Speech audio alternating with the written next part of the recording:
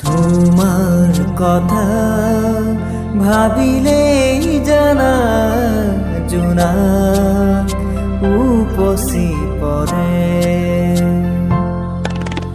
বুকুৰ সিপাৰে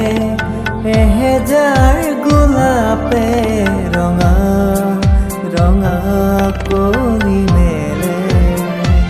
ছায়া হৈ আহা এবাৰ কাষৰলে দি থকতে নালাগে আহিবলে সপোনত আহা এবাৰ কাষৰলে তোমাৰ কথা ভাবিলেই জানা জোনা উপচি পৰে